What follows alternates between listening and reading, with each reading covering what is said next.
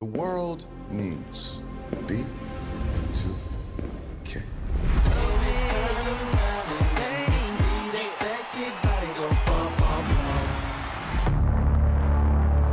B2K's breakup was a huge shock to their fans.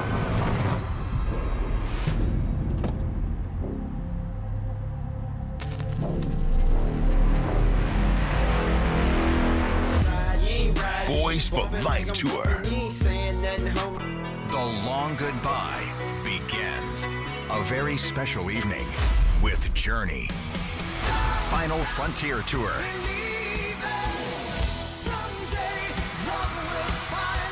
Journey. Tickets are on sale now at journeymusic.com. Your chance to say goodbye to the songs that changed our lives. Journey. Final Frontier Tour. Grizzlies fans, dunks, dimes, and no-looks are great on TV, but nothing compares to catching them IRL. And that starts with buying tickets at Ticketmaster, the official ticket marketplace of the Memphis Grizzlies and the NBA. Ticketmaster gets you to the game so you can catch every highlight in person. From seeing your favorite Grizzlies stars up close to hearing the squeak of the sneakers on the hardwood. Put that jersey collection to use and get tickets at Ticketmaster. There's no better brag than saying you saw it live. See you courtside, Memphis. Watching the Grizzlies is easy with FanDuel Sports Network. If you have cable or satellite, you're all set. Find us on your channel lineup. You can also use your TV provider login to watch games on the FanDuel Sports Network app. No cable or satellite? Subscribe directly to FanDuel Sports Network online. You can also watch on Prime Video by adding a FanDuel Sports Network subscription. Not sure where to start? Visit FanDuelSportsNetwork.com to learn more. The Grizzlies are the one thing everyone in the family can agree on. So join us every Sunday this season for Sunday Family Fun Days. It's a steal at just $35 and includes a ticket to the game, a $10 food voucher, post-game free throws on the court, and a meet and greet with mascot Grizz. Space is limited, so grab your tickets now for this unique experience your family won't soon forget. Go to grizzlies.com/Sunday and have a fun day.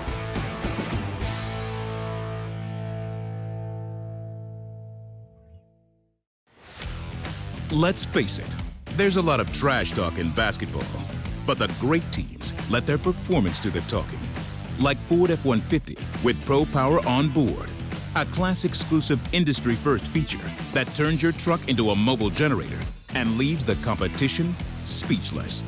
Ford F-150, official truck of the Grizzlies. Greatness starts here at your Mid-South Ford dealer.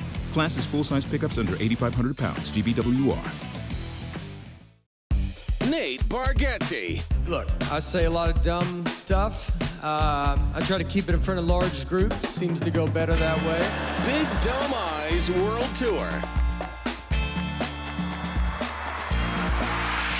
When you say something dumb one-on-one, it's a lot for that person.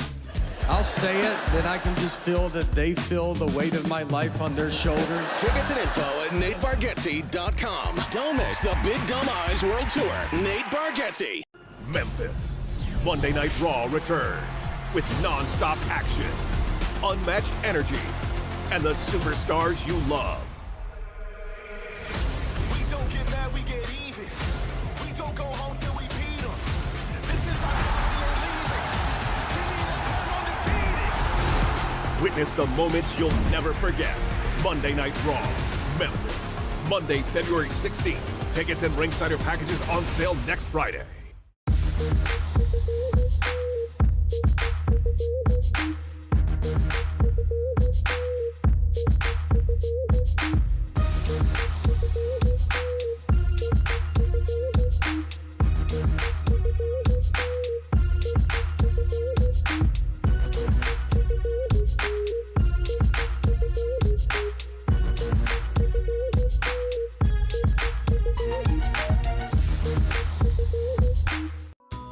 Southland Casino Hotel is helping you navigate to Santa. Win your share of over $550,000 in free play and a brand new Lincoln. Here Comes Santa takes flight on Saturday, November 1st, when you can begin earning entries. And don't forget the grand finale drawings on Saturday, November 29th and Saturday, December 27th to win a share of over $40,000 in free play or a brand new Lincoln. Win big during Here Comes Santa, only at Southland Casino Hotel.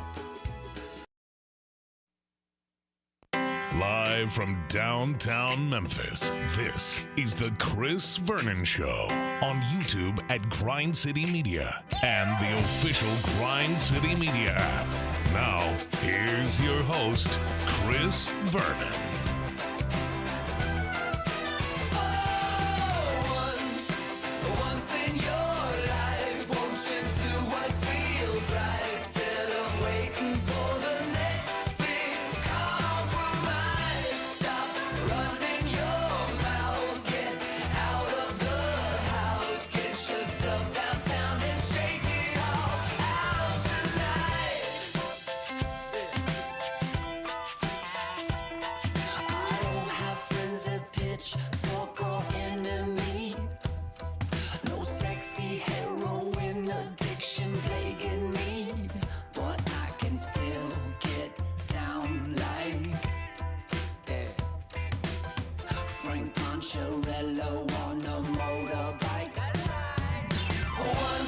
Here we go. It's noon on grindcitymedia.com. It's Chris Vernon Show. Welcome. It's a Friday, December 12th, 2025 edition of the show. Today on the show, Grizzlies are finally going to be back in action after a week off. They are playing a home game tonight against the Utah Jazz at FedEx Forum with the return of Ja Morant, though we did get bad news yesterday. We will get to all of that. A massive football weekend ahead. Brian Edwards will give us picks for the weekend. Gary Parrish is going to join us here in the first hour. It's a Friday. It's still cold outside, but smile. Let's do it. Turn it up.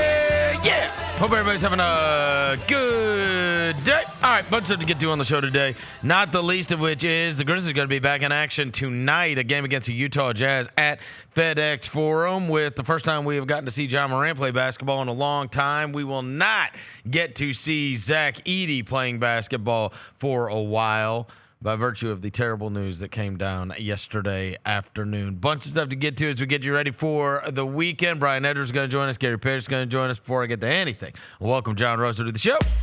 John Roser, a.k.a. the Cologne Ranger, the Body Spray Bandit, Senior Sack, Johnny Backpull, Johnny Bearcat, the Grim Roser, John Asparagus, Johnny Neck Carb, John Lance. He's Dr. Thunder. He's John Sweeney. He's John Hustle.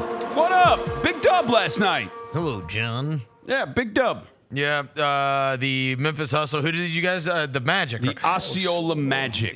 Yeah. Light work. Osceola Magic last night. It wasn't quite light at the end, Roser. Dribbling across half court got tough at the end there. I couldn't dribble. Could not dribble. Devin Walker's here. He's the microphone mangler, Senor Quasadilla, Mr. Matt, Navajo Joe, the reporter, the photographer. He's Walker 93. Shiesty home. Get him, Jaylon. Hey, go ahead. He got Get jokes him, and shit already, bro. Get him, Jaylon. I walked into the studio this morning. I can't even live, bro. Take him to the zoo. He got jokes. Take him to the zoo. He got jokes as soon as a brother walk in studio, bro. Yeah. Take him to the zoo. I can't even Parrish enjoy my kombucha, bro, when this man got jokes, Gary man. Parrish from the Gary Parrish Show is sip here it on? on kombucha, Fridays. bro. Tap in. Okay, I'll tap in. Tap in. Jaron had it once. Don't do that. Don't do that, Chad. Don't do that. Don't do that. Kombucha. We try, health is wealth, bro. Didn't it make you poop? We got kombucha. You got to tap in. I got the watermelon wonder joint. Okay. All right. Shout out to my We do have breaking news. Sherrone Moore charged. Yeah, it wasn't going to come down until this afternoon, they said, right? I guess they got it early. It is this afternoon, Chris. No, it's not. I think technically it is. I thought this was going to be a Friday 5 news dump, right? That's when they were going to do the arraignment. They say Michigan coach Sherrone Moore charged today with third-degree home invasion. He invaded a home. Stalking and breaking and entering, or entering without breaking. What does that mean? Entering without breaking. So you like they're trying to figure it out. Yeah. Sounds like they're still trying to figure it out. That sounds like they're saying, "Hey, we know you did some shit you ain't supposed to do. Right. We're trying to figure out the details, but either way, you ain't supposed to be in that house." It said he was detained by police after hours after he was fired for cause by Michigan after the school said it had found evidence of an inappropriate relationship with the staffer. A home invasion charge is a felony, punishable by 5 years in prison and a $2,000 fine. The stalking and breaking and entering charges are misdemeanors, punishable by 1 year for 1 year, up to 1 year in jail, and a $1,000 fine, and up to 90 days in jail and $500 fine, respectively. And then it says, it goes through what they found at the university, and then it says, according to the Wall Street Journal today, Michigan received a tip in October that Moore had a relationship with a staffer, though both Moore and the woman denied they had a relationship as Michigan investigated. However, the school hired an outside law firm to further investigate on Wednesday. The woman told the firm that she had a relationship with Moore for approximately 2 years and that there were emails, text, and phone records to prove it. All right, so she caved. Yeah. The second she was like, all right. All the freaky I'm not. pics. They're like, if you lie.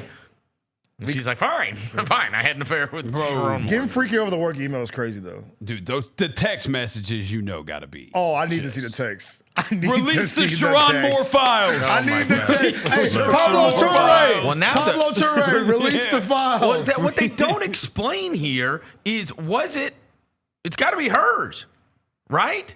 It doesn't say whose home he invaded. Yeah, but we're connecting dots a little bit here. Yeah, but you definitely. But this is where you read it and it reads weird. But the reason they're writing it this way is very intentional. Okay. So they'll say like, police were called to this address. This staff member is listed as living at this address. So they don't explicitly come out and say he broke into this woman's home, but they're like, he broke into this apartment and this is the woman who lives in this apartment. So connect the dots. Also, breaking in, he just broke something and just left. Well, no. This is a crash out, right? This is hard. I got fired. Yeah. You told me you'd never tell, Allegedly, and now he's flipping out. Allegedly, it's like, I'm going to kill you and then I'm going to kill myself. Because you snitched on me. Right. Tight. Don't do that, bro. That's a Tyler Perry movie. Wow. I mean, Sherrone, come on, bro. Well, I mean, this is just the craziest story. I mean, ever. you think Truly the craziest. And we've seen stories where coaches lose their jobs because of stuff like this. That's not unusual. But where this story went is... Well, the other thing is you got to look at Michigan. Come on. You have to look at Michigan in this case because Roser sent me the other day. There was an alum, like a former player, that was posting about this a long time ago. I saw that. So the idea is and then, you know how this gets a little bit annoying, right? Where it's like media members. Everybody knew. I saw Josh. Oh, there's been all kinds of talk about this, I saw Josh Pate yesterday. Yeah. And it was like, everybody people have been talking about this for a long time, I never heard you talk about it. Yeah, right. So everybody knew, but nobody knew. But I will tell you that is a real thing that happens. Right. Like you know who's the horny dogs and who's not. Yes. Yeah, man, I got it. But yes. But again, I could name you 5 basketball coaches right now that if you heard about them getting caught up in something like this, and then you texted me about it, I'd be like, oh yeah, that's not surprising. That's a real thing. But here's what I'm saying. I'm not blaming the media members for all hearing that. Right. We've been in this for a long time. Right. You hear stuff about people, okay? Right. The problem is if you and I and everybody else in the media knows, then they know too. Of course. And the truth is, if he kept on winning, they were going to try to tamp this down as long as they could. Then he lost to Ohio State. Then they didn't do it till after National Signing Day because they don't want to screw the program too, right? So they're like, all right, we got to get rid of this guy, and this has gotten messy and whatever, and we don't think he's that good anyway. And they just lost to Ohio State, and but Bryce Underwood might transfer and all whatever, right? And so you have enough powerful people there that are like, hey man, we want to roll Sherrone Moore. They also don't want to have to pay the buyout and whatever else. And so all of a sudden, They care about this illicit relationship, which if Josh Pate and everybody in the free world knows, they knew to That's right. stop. Yeah, like, you know what I mean? Yeah. You didn't need to investigate. Come on, there's a right in. She was his assistant. They were standing next to each other all day long, every day. You don't think everybody knew? On video. Come on. I mean, there's also like the little red flags. Like, there's so many aspects of this. Like, nobody is shocked. Nobody's sitting there at Michigan going, what? Right. I never. Well, The lady that looks just like his wife? Does she? And even if you don't want to read, they look very close to each other. Oh, really? Even if you don't want to make assumptions about what appears to be an unusual relationship between coworkers, her salary jumped 70% 1 year to the next with no job change. Like, if you're yeah, I mean, no official job change. I mean, it's possible it's possible that she had that. Is Rosa all right? Huh? That was funny. Oh, okay. I thought you looked like you passed out. Okay. I was laughing. I mean, it's possible she had more assignments. It's possible she had more assignments. In the big house. But like, if you are required her to work in the big house, late hours. My point is, Sherrone Moore isn't like the one filling out that paperwork. Somebody has to put in a 70% raise for this young woman who's standing next to the head coach all the time. She had to be elite, by the way. Why are we doing this? Why did this woman just get nobody else on this campus got a 70% raise year over year with no job change? Why did she? So whoever had to fill out that paperwork. You can talk your way around that, though. You could say they got offered another job and they were going to leave, and I really want her to stay. I got it. 70% raise. It's 70% raise. Yeah. Come on, bro. I mean, come on, bro. I understood. I guess you can talk around it, but it's a. What I'm saying is everybody knew forever. Yes. Yeah. And you could be. If you were around that football program, they know who he is. If you were around that football oh, did you see the Instagram stuff? People having fun with this? Dude. If you go look He's at freaky. He's freaky. He is a freak. Yeah.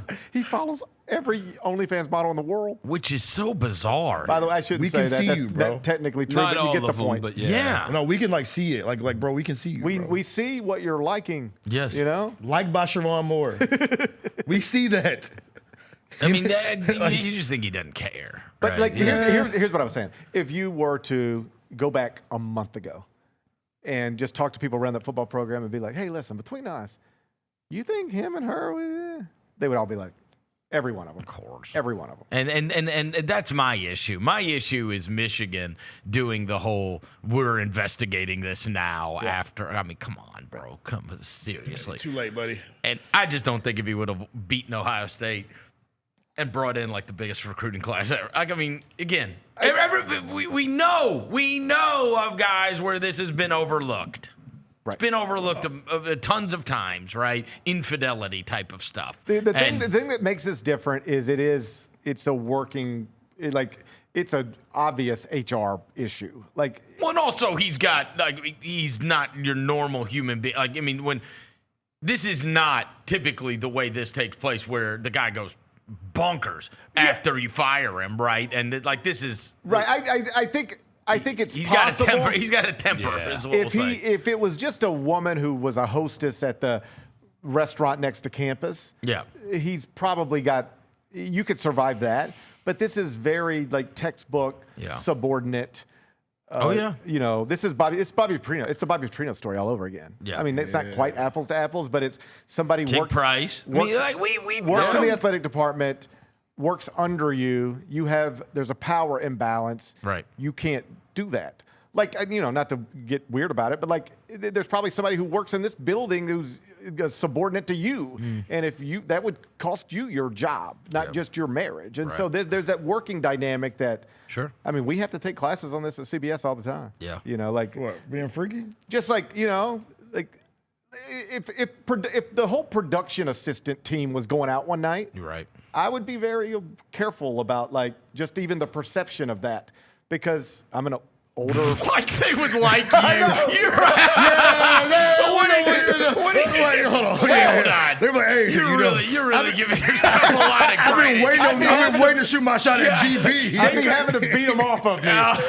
I promise they'd be like, oh, God. Is the old guy coming? Is the old guy coming? Talking about ruining the vibe. Oh, yeah. We didn't really think he'd go if we invited him. We thought nobody with no hair would want to come out with us. Jokes aside, in all seriousness, like that is something I would think about in a way that I would have never thought about before. All right, my dream right now is that the Kalen DeBoer stuff does happen, and then Lane Kiffin leaves LSU. So good. That would be the dream. Like That for would all, be. if we're just gonna do I called full, Nick Saban full again. chaos here. So I called Coach Saban again, and he was like, "When I Hilarious. told you the LSU job, that's the one you should take." I meant, but not if the Alabama job's Yeah, open. right. Yeah. Go take that one. Well, and Todd McShay was the one that was on, and he said, look, the reason they'll deny this forever, but that's the job he's wanted, and he was waiting to see if Auburn beat him. You think that? Yeah. Todd McShay said, I've known him for 20 years. They were waiting to see if Auburn won that game. Right. Because if Bama came open, then maybe I don't want to do what I'm about to do. Right. Because that's the job he wants. And I was like, damn. I guess I'd never say never, but It would be the funniest it would be the thing funniest ever. thing. It would be the funniest thing. The funniest. And it would be the most Lane Kiffin thing in the world to do. Of course. Like, So it's I don't want to it's say he not wouldn't do that far-fetched. because I didn't think he'd do the other thing. Right. I was like, I know. It's Like- not crazy to think if Lane Kiffin's successful at LSU that in 5 years he's the head coach at Alabama. That's not crazy to think. at some point you just setting yourself up to get a bunch of batteries thrown at you. I know. You keep doing this over and over again. I mean, What they throw at him in Knoxville was like mustard? Yeah, you would have and like golf balls. and you would have Tennessee, Ole Miss, and LSU all hating That's, your guy. that's three of the You know what I most- mean? Like, that's three of the rowdiest fan bases. oh, bro. for sure. Like, they don't play. Yes. Like we just got the date this morning, I think, for the Ole Miss oh yeah. LSU game, September 19th, and Yep. that might be the craziest thing we've ever seen. I had one of my Ole Miss buddies tell me, he's like, look, they're gonna have to take that National Guard down here. They're gonna have to sneak him in the stadium. No, for I mean, real. they might have to like walk him in with like something covering his head. No, Bro, for the real, Tennessee People thing throwing stuff on the field. The Tennessee thing was like years later. Right. And they were After throwing, he went back, he had already done the USC thing. Like that was This is going to be less than a year after you left a playoff team. 6 bro. months. Yes. they better or put him whatever. like, 9 like months. hotel while they stay in Memphis. They're gonna put him like somewhere like far away because them Ole Miss fans gonna go find him, bro. Like they're It's real gonna be trolls. wild. Yeah, they're like there. think of LeBron back in Cleveland, Yeah. KD back in Oklahoma City, Chris Oh, yeah. Beard back at Texas Tech. Yeah, they're gonna be on This his is going to neck. be wilder than any of it because Yeah, it'll be a while. I mean, I was at the Nick Saban at LSU. Yep. First game back. And that was wild, but it never felt like it just felt like it was a scene. It never felt dangerous. Yeah, like well, this, and this also, might get and, weird. and also, he left for the Dolphins. That's right. Right. So it wasn't right. There was that. We've weird, never seen, like quite literally never seen a coach leave under these circumstances. No. And then have to come back right. under these circumstances. Well, also, I mean, I don't think there's no level of vitriol that has matched this. I don't think so. Nothing. No, it's not even close. I love it. Seriously. The entertainment. I mean, Ben and I were talking through it. Chris Beard It would be like if Ryan Day took the Michigan job. And then went back the next year. it's like we In the were big talking through house. it. Chris Beard leaving Texas Tech for Texas and then having to go back to Texas Tech the following. That was pretty similar. Yeah. But go back like during the break, go to YouTube and just find Chris Beard walking into that arena. Horrendous. I mean, it's crazy. Like you don't know if he's gonna like if somebody's gonna. It looks dangerous. It would have happened like that if Cal would have come back with Kentucky the next year. It would have been ugly. Yes, it would have been. It's like John Cena at the When it was ECW pay-per-view. Y'all seen that video? John Cena when he walking in the arena, the ECW, after he's like, those fans wanted to like really kill him. Like there was a sign saying, if Cena wins tonight, we riot. Dude, wrestling fans. I told you, I went to that when I was still real to me. When I was in college and I went to Survivor Series, and at the end of Survivor Series, I think it's 97, maybe 98, I don't know, but it's one in St. Louis. And at the end of it, The Rock turns bad, and Vince McMahon comes in and starts hugging him, bro. When I tell you. Walking out of that arena, people were throwing their Rock shirts in the trash can. Yeah, bro. Crazy. Yes. They were throwing away the gear they had bought. That's how mad they were because he hugged Vince McMahon in the middle of the ring. I thought it was the funniest thing I ever saw in my life. If you go back, you can find it on YouTube. He hugs, Vince McMahon comes in, and it's like they're going to like have a showdown. And it's going to be like, oh, now The Rock and him are having this showdown. And then they go, ha, ha, ha, and they start hugging. And the whole crowd's like, oh, he's bad. He's bad. Yo, that's crazy. Wrestling fans are not to be trifled with at all. They built different. It's real. All right, we got the biggest kick in the balls ever yesterday afternoon with the Zach Edey story. So, that last game that they played, I thought he got gimpy at one point, and then he kept on playing it out, and I was like, oh, okay, maybe he's fine. Yeah. And then, of course, we see this stuff about the stress fracture, or not the stress reaction that he is having. And look, if I'm being totally honest, and I got it, there's always going to be all the positive quotes from Mark Bartelstein and everybody else. It always just scares me because, we've talked about this for many, many years.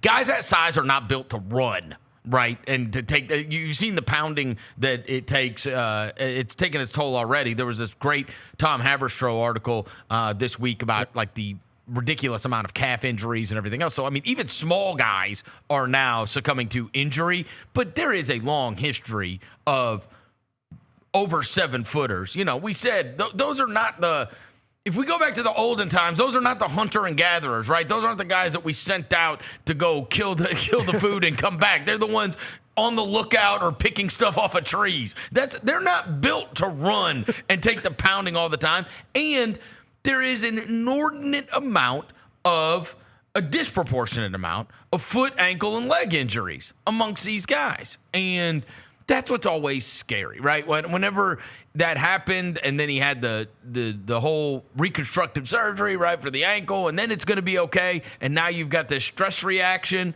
to the ankle, immediately I love all the positive quotes, and I'm hopeful that they're all right. But you can't help but think of the Yaos and the Ilgauskas and the Embiids and Rick Smiths. And, you can go back, right? These guys that are inordinately tall, there is a disproportionate amount of leg and lower leg injuries that take place with them. And so you've just got to say your prayers that a guy like this is going to be able to stay healthy for a long career, because it's different. It is different for them, and now back to back where we thought we were in the clear. And is your understanding it's just he's hurting? Yeah. He's hurting in ways that you're not supposed to hurt. Right. And so you just got to get him off of it. It's offloading and rehab. And then he's going to be fine. And it's I hope. I hope. That's the thing. Because well, and the crazy thing is it was a double whammy, right? Because number one, he's been awesome. Right. The team's been winning with him in the lineup. And we only got to see 6 minutes of him and Ja. Right. And now the second we get Ja back, he's gone. Right. It's so sad. At least, though, Verno threw us a little bone this morning. Threw us a little bone. Our boy BC, man. Our boy BC's playing with practicing with the hustle. We might get BC back. So at least. Well, you wonder if that timeline got pushed up a little bit, right? Yeah. You do. Because they got to have somebody. I would assume one's got nothing to do with the other. They don't push timelines up for players. They don't do that. I don't think this is the franchise that pushes No. Hold on now. See? Hey, I would say, here's what I'm saying. I'm saying not a push of the timeline, but if you were going to use extra abundance of caution as they have in the past, that maybe it is less likely that, right? Because you're able to get by, and it's no. Don't bring him back until he's 120%. Right? Yeah. Where it's hey, man, can you play? Look. So, how you been looking very springy in your drills. Yeah. You think you want to get out there? Huh? Right. I would assume one's got nothing to do with the other. Hope so. Yeah. Hey, did because that guy's had all kinds of leg injuries. Yeah, he We went from don't know what he's going to look like. No idea. I just hope he looks like he was a top 1% athlete. Then he tore his And Achilles. then he got healthy. Then he got healthy. Then he went to a top 1%er. And then the knee. So hopefully he still got a little bit of that bounce left. You know what I'm saying? Did Edey have injury history though? GP at Purdue? No, he never got hurt. Played every game. I think he missed a game for reasons that weren't. No, there was no injury. Is it just the speed of the NBA that's probably wear and tearing on his ankle? I think it's size, man. These guys, they're not. Wemby's coming back, but that was another question. These guys that are these guys that are that big I know, it is They're hard. not meant to run like but that. he was that big as a freshman at Purdue and as a sophomore and as a junior and as a senior. I think there might be something to what Devin's saying, which is Zach Edey played 4 years of college basketball injury-free. Yeah. Well, so did Ralph Sampson, and so did But here's my point. They don't play like this at Purdue. Yeah, it's more like this. You are asking him to do more than he's ever done. Sure. And I think that's an NBA thing. Of course it is. You know, we talk about all of these injuries in the NBA. We don't deal with this in college basketball that much. Yeah. Every team's best player doesn't have a calf strain in college. It's because you play 1 day a week. They play twice. They maybe take a lesson. Yeah. They play twice a week and they play slower. Look, deep down the NBA. You want to have 30 games? Deep down the NBA knows that.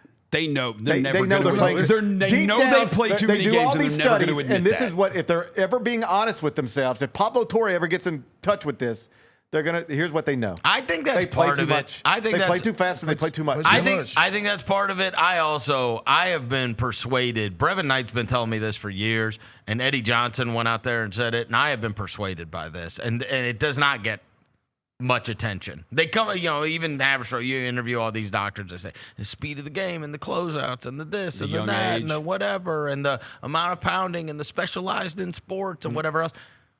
Brevin tells me, they would have month-long or 6-week training camps, 2-a-days, 8 preseason. Every CBA, it is lessened. Every one of them. Every time. And there is part of it where it's bro, you don't just – the St. Jude Marathon was last weekend. You have to train for that. You got to train for that, right? And that's why I think it's happening at the first 20 games of the season. That's my opinion. Yeah. Are you – That's fair. Because you jump right into it. It's bro, if you don't train yourself to run marathons – and I understand, right? But I think that has been – I think that has had a negative effect on things because there is not the long lead up to they say you can only practice once a day and you can't and we have a 4-day training camp. I'm not kidding. No, we do 4 days. It used to be a month. Yeah, training camp is not training camp anymore. This is one of those things where practices. I'm not going to argue with Brevin Knight. He lived it, right? I'd feel silly trying to argue with him. It also happens in the NFL, though. Go look. It and does. And the thing that has happened, when we talk about how come guys used to be able to do it, I believe that to be true. I think that's true. I think what a health specialist, somebody who works in that department would tell you is that Brevin Knight properly trained for the marathon he was being asked to run.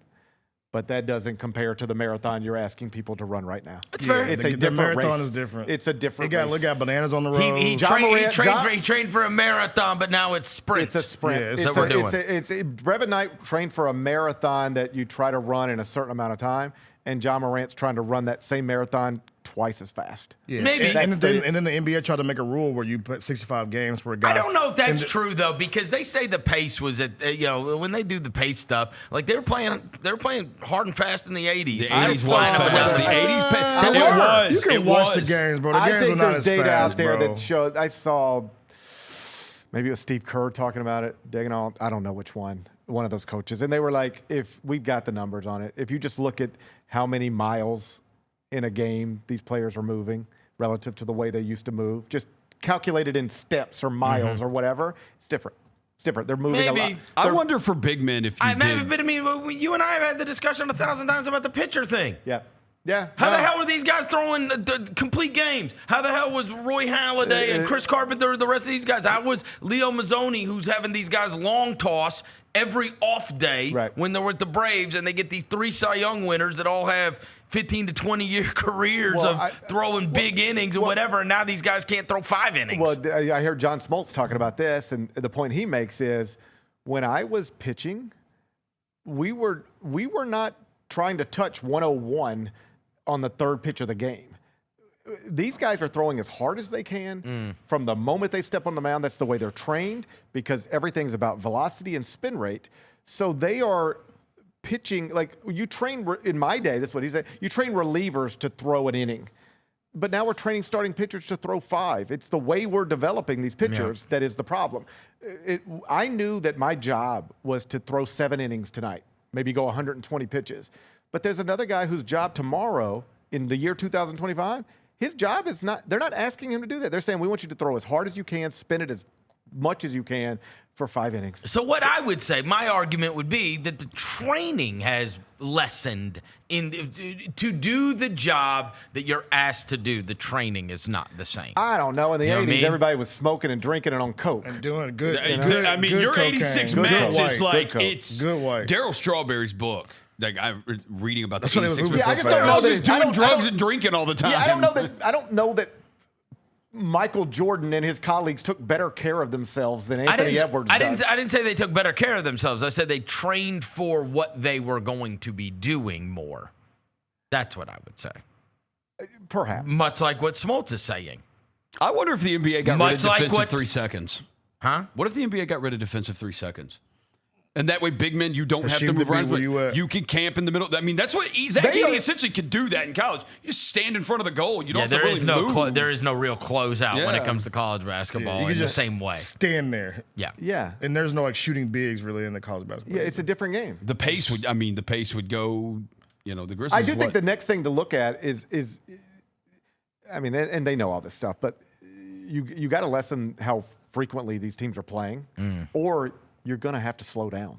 Yeah. Everybody wants to just get it and go. Well, and also and the bodies aren't. The Rockets do that. We would also be remiss if we said this is not everybody. Bro, everybody else doesn't have a Grizz PR account like we do. Right. Nobody does. Like, we have had an inordinate amount. And so we come up with all these reasons why everybody's getting injured all the time. But it's like, damn, bro, why are we always so injured? It's the worst problem here, but it's the whole NBA. It's a problem throughout. Yeah, you saw the list of players already not eligible for the All-NBA stuff? Like, the list is crazy.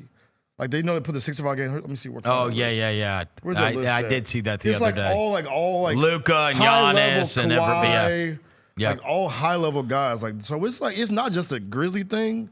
It is for sure a whole NBA thing. It feels like a problem. But not having your 5 guys. It feels like a problem that's not going away, and they're going to have to address it. They've been just like, fingers crossed, hopefully everybody stays healthy, but it's not working. There's a real thing that's got to be addressed. Well, and there was an article today about how there's already been, I want to say I think they had calculated it's 525 million already.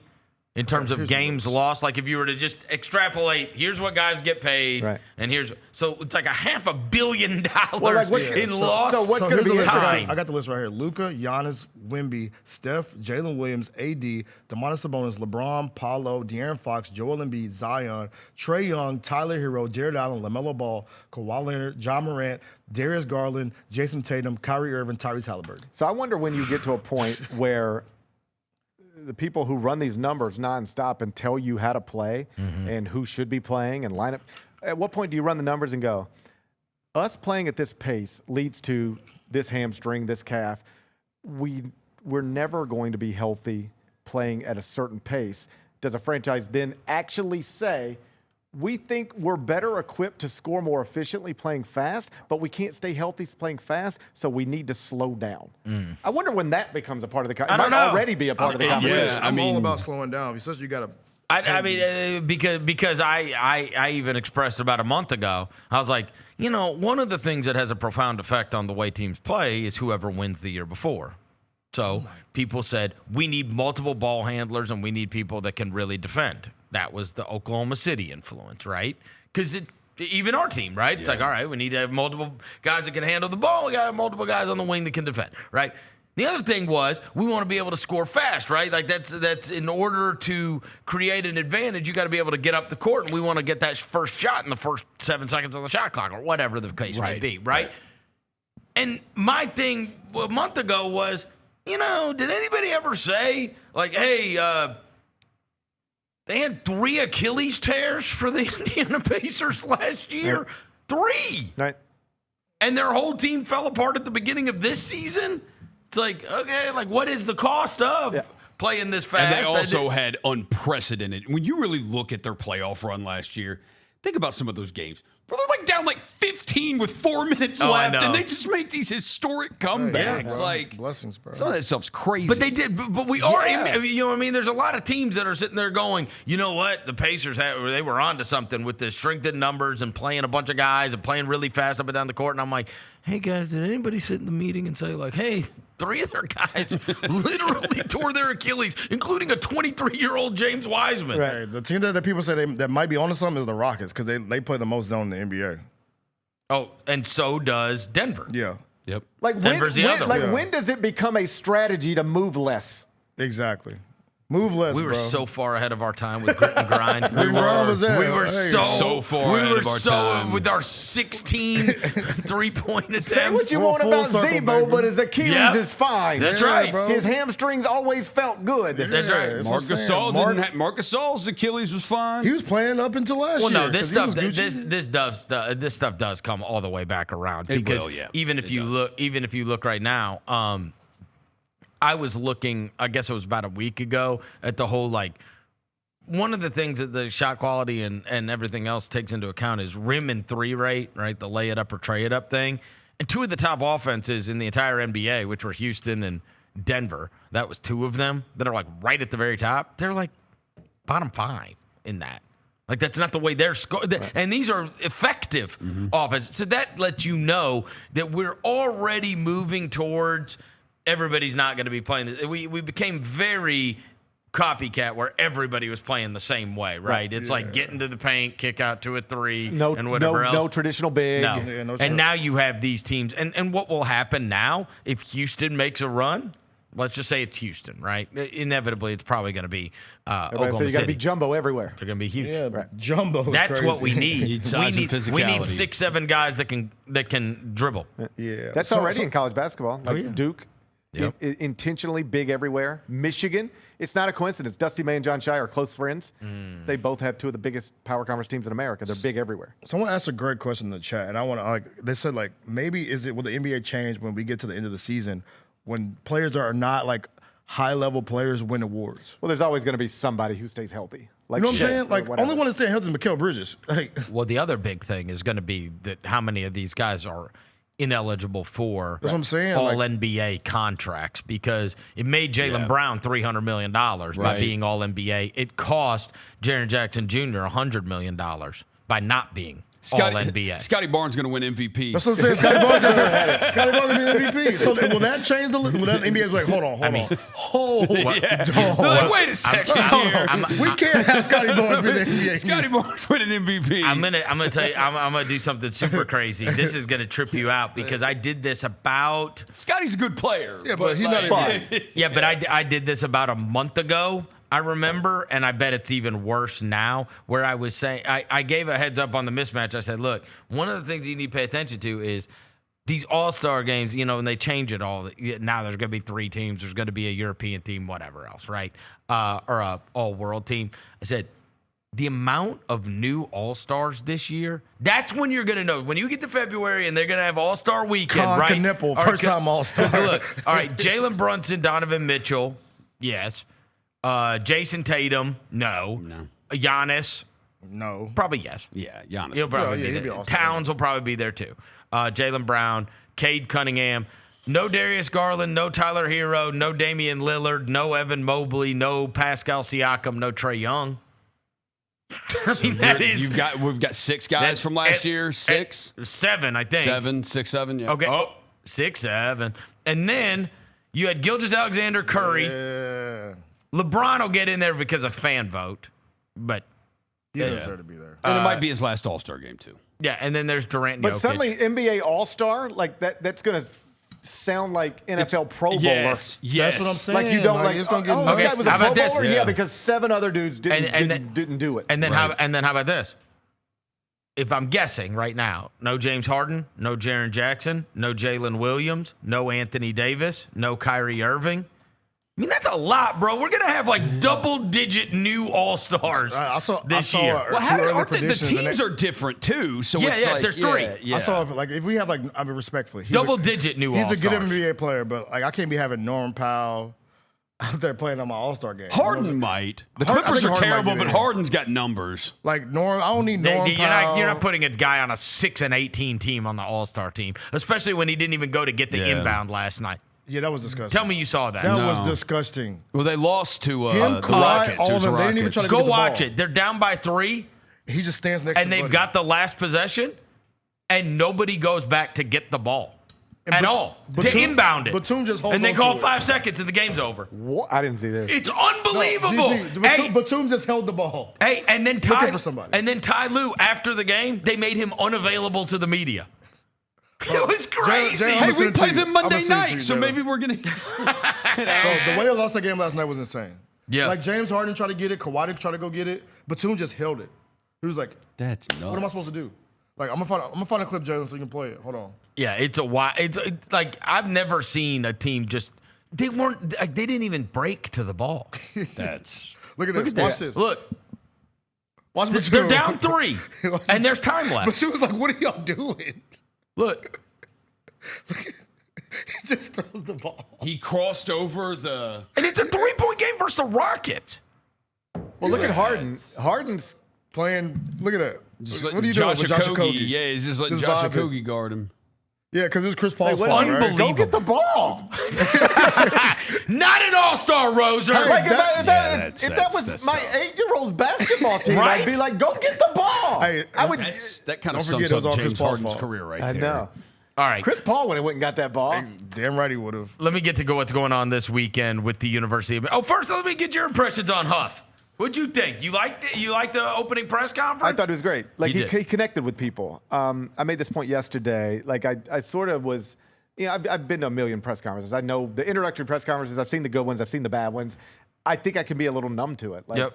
we're gonna play fast and put the ball in. Like, whatever. I've heard it all. We got to man. establish a culture. I've heard it all, right? But We gotta get I'm a not quarterback. I'm not your target audience, Yep. you know. And so I thought it was interesting, like just sort of looking around the room, whether it was the players or the cheerleaders or the boosters. They were reacting to him in a positive way. He's good at it. He's very good at that, and I was told he would be good at that. They were like, he'll kill the press conference, and so that's the type of thing that gets people, I think, at least intrigued. If you were, who is this? What has he done? Where did he come from? You're at least like, hey, I saw some clips, and he was impressive. So Sure. I thought he handled that. When was it? Wednesday? Yeah. Wednesday was a good day for him. I need Charles Huff at the game tonight, courtside. I hope the Tigers, I hope y'all ponied up some money on to get our boy Charles Huff courtside at the Grizzly game tonight. I need him at the courtside when they're raving some towels. I need him to do all of it tonight, bro. I need Memphis. I know y'all listen to our show because he's on the hype video. He's on the hype video. Charles Huff needs to be courtside tonight for the Grizzly game. They got him some of the free $250 tickets. See, don't even do that, bro. Why you gotta do that, bro? I need him courtside tonight though. In the foams, courtside. Charles Huff, you hear me?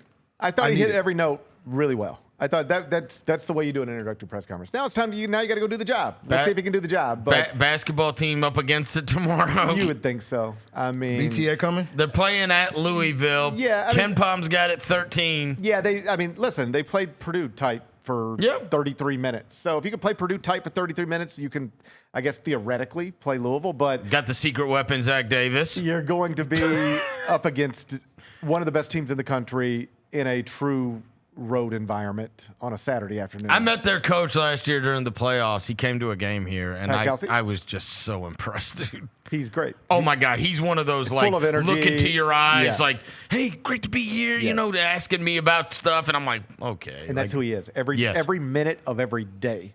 That's who he is. Yeah, he's like the kind of guy that gets up and runs at 5. Yes. Yeah. Yes. And then, Is he Yeah, ever tired? He's like medium quarter zip guy. oh, but he's just like.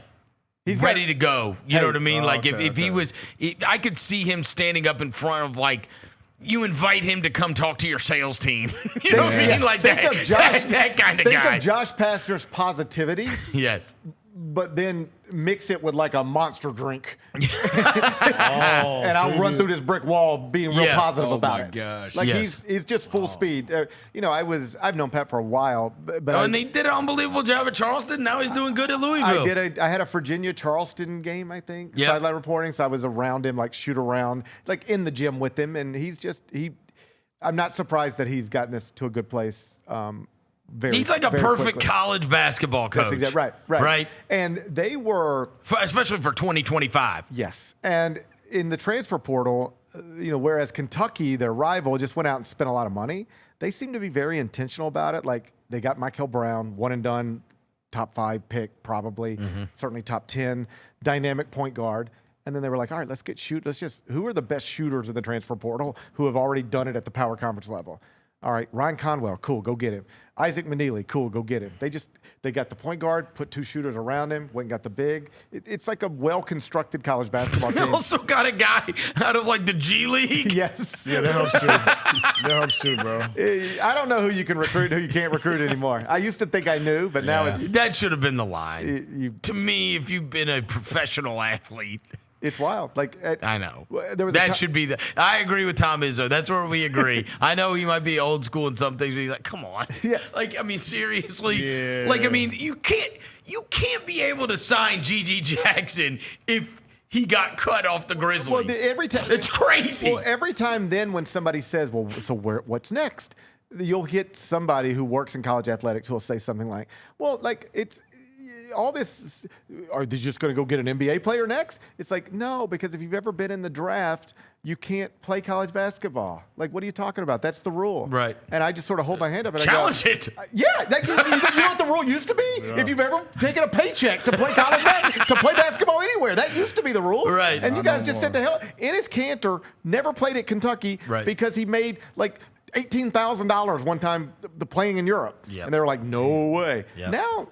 So then they start letting international players play who had professional contracts. So then they say, well, if you're going to let them play, what about a G League guy who is an international player but has been playing here in the G League? Okay, sure, let him go. Okay, what about an American-born player who's in the G League as long as he never entered the draft? Okay, sure, let him go. And so what's next? What is going to stop? I've made this point before. A one-and-done player, lottery pick.